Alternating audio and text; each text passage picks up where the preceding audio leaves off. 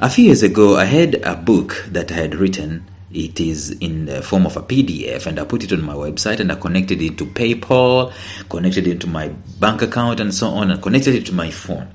And guess what? I got a notification just shortly after someone had paid for that particular thing, and I was very excited about it.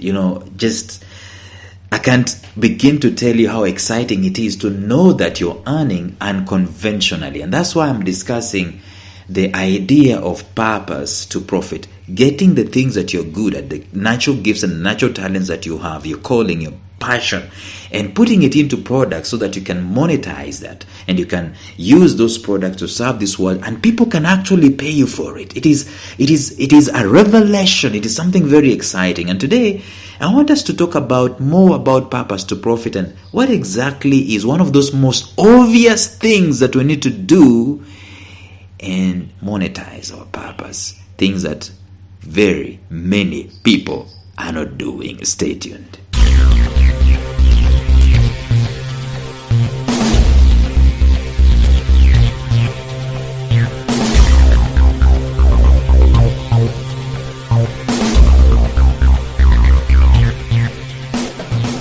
Welcome to the Life Signatures podcast with Lawrence Namale. Lawrence is a life coach, author, and keynote speaker who loves to tackle different topics on purpose, productivity, and resilience. His mission in life is to awaken all your boundless possibilities available in you. Life Signatures podcast is dedicated to bring to reality every single person who knows that deep down in their gut, there's got to be more to life than this. And now, here is your host, Lawrence Namale.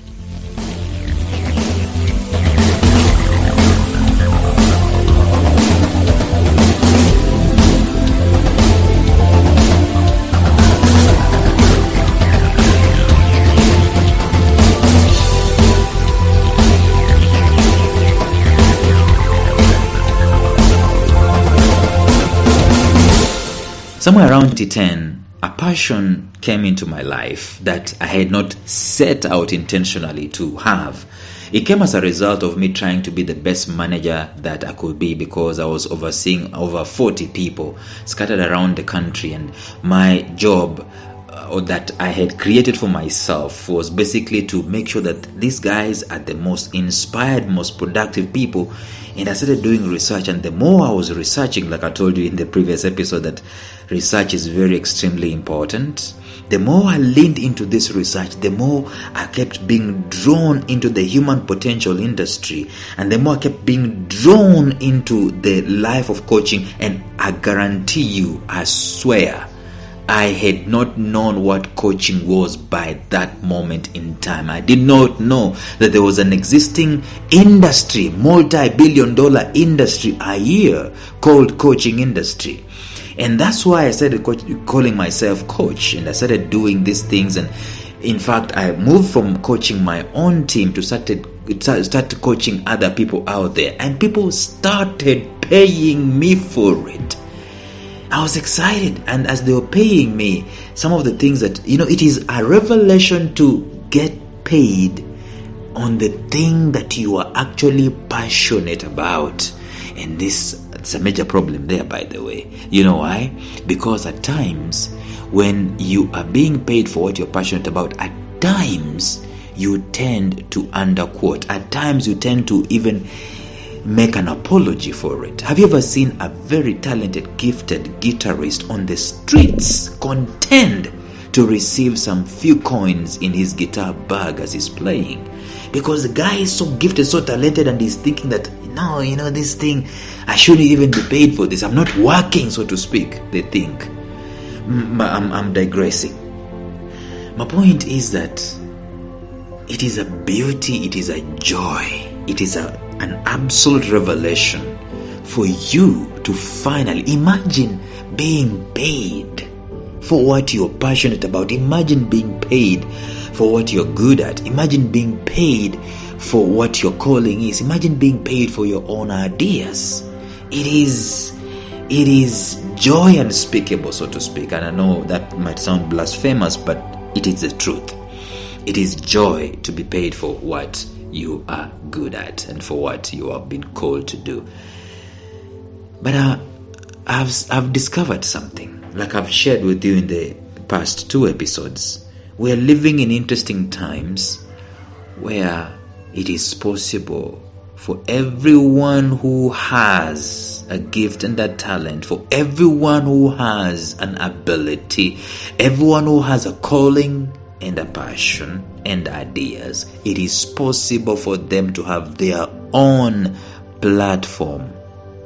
And the platform is simply this: social media. But I've told you in the introduction section of this episode that there is one thing that many people do not do, and it is one of those things that you can do to actually turn your purpose into profit. But many people do not do this. If you look at the statistics, you will be shocked. There are 2 types of people on social media. The majority of people on social media, actually more than 99.99% of people on social media, the majority are consumers. In other words, that's your market.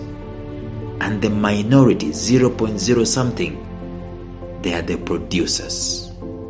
There are 4.5 billion people on social media at any one point in time. All the social media channels combined, there are 4.5 billion people.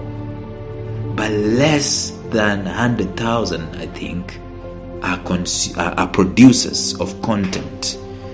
There are those ones who are turning their purpose into profit. They are very minute a number. My point in sharing this episode today is to ask you this question: what kind of person are you on social media? Are you a consumer primarily?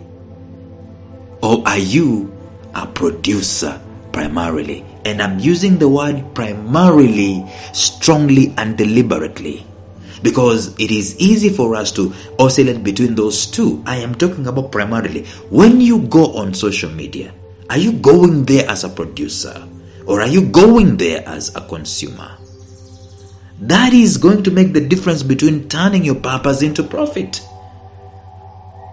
The platforms that you're using, the people that you're talking to, what are they seeing? Are they seeing a producer, or are they seeing a consumer? Are they seeing someone who is content worthy, deep in the things that they're offering? Or they're seeing someone who is making them happy and cracking jokes and just pasting things for the sake of pasting things? Very fast, social media is being converted into an avenue through which purpose can be turned into profit. And it's one of those obvious things that many people do not take advantage of. And I can never overemphasize this. Let me tell you, your currency on social media is your time and your content. In other words, when people come on your social media platforms, they're going to look at the content and the consistency. Over time, what have you been doing? Have you been offering, producing information, teaching people, showing people, solving problems? That's what is supposed to be done. And we've created a course that can help us to turn our purpose into profit, to convert our purpose into profit. And you can find that course from bit.ly/purpose to profit -coaching. That is bit.ly/purpose to profit -coaching. The word purpose to profit is one word that has the number 2 in there. We have removed the letter TO on purpose to profit. We've replaced the letter TO with the number 2. So the URL will be bit.ly/purpose to profit -coaching. Find that course. It's going at $30 at the moment, and yet the course is worth $250. Sign up for that course. We're going to teach you all these things on how you can turn your purpose into profit. The input is your purpose, and the processes are there, and so on and so forth. At the end of the day, the goal is to make sure that you become a producer and not necessarily a consumer. And I know that, there's a distinction that I need to make here. There's a caveat that I need to make. Of course, we are also consumers, because we are not sufficient in and of ourselves. Actually, by the way, you will notice that some of the producers are even some of the biggest consumers. They are always growing, like we said in the previous episode. They are always growing, and in one of the ways that you're going to grow is to find content from someone else, and you buy that content. It becomes like an asset to you. It becomes like an input to you. It becomes like something that you're using to grow yourself, so that you can become even a much better producer. That is the cycle of production and consumption. But if you're primarily a consumer, there is a major problem there, because you are gifted, you are talented. You cannot tell me you don't have a gift, you don't have a talent, you don't have a calling, you don't have ideas. You have them by the droves. So you need to choose to be a producer also on social media. Start from somewhere. You're not going to be a producer on day one of asking. It's going to take a process. Just lean into the process. Going to hold your hands as you're doing this. Going to make you accountable. Going to give you some mentoring as this is happening. But the goal is that you become a producer at the end of the day. I don't know what your gift and your talent is, but the point is that you can actually use your social media channels to become a producer rather than just merely a consumer. Even if whatever you're doing is not IT related, it's not tech related, you can. There's a guy in Uganda, major entrepreneur, is called Amos Wekesa. This man has gathered a lot of following on social media. But guess what? This man is owning what they call the Great Lake Safaris. It's a tourism farm. He gets his money from tourism and so on and so forth. I had many of his stories and so on. But when you go to his social media channels, he is not a consumer. He's actually a producer. There's a time, by the way, he goes on his social media channels and says, guys, all who are my followers today, you can post anything that you are selling. You never know who is going to buy. And he does that on a weekly basis. That is being a producer. He's connecting people.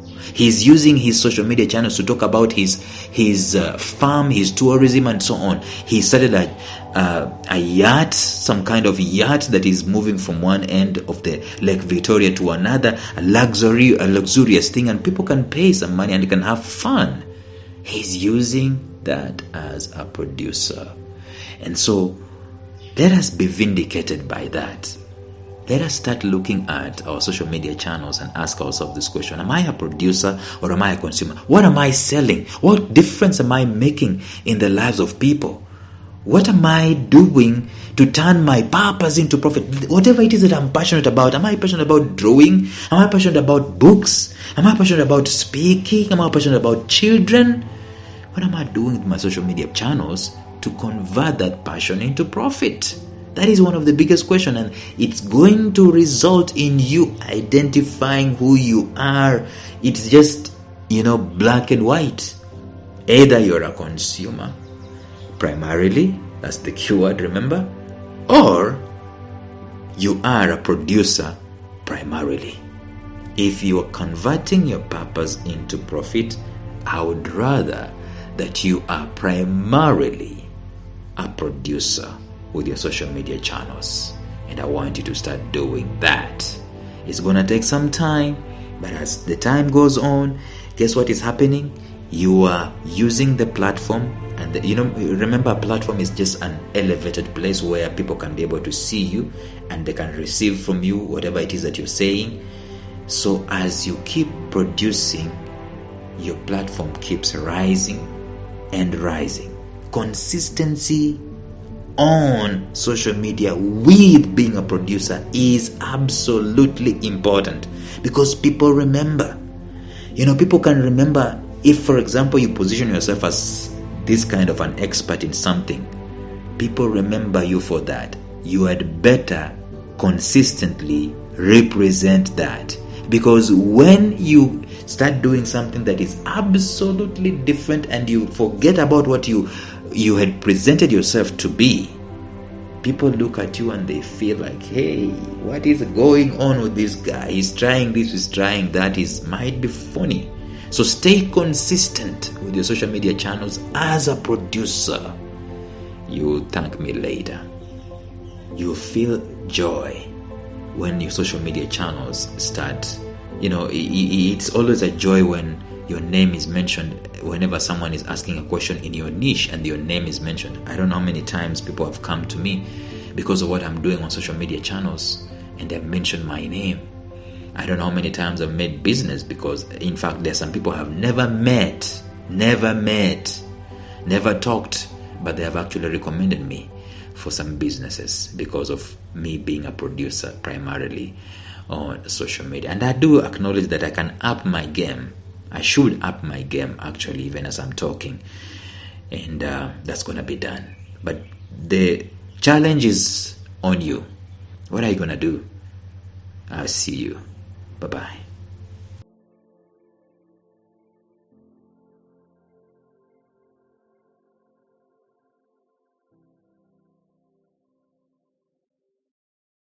A special shout out to my mentor Jeffrey Howard of Visionary Business University, found at mastermindmentor.com, who has graciously provided me with the soundtrack and the introductory track to this podcast. Thank you, Jeff.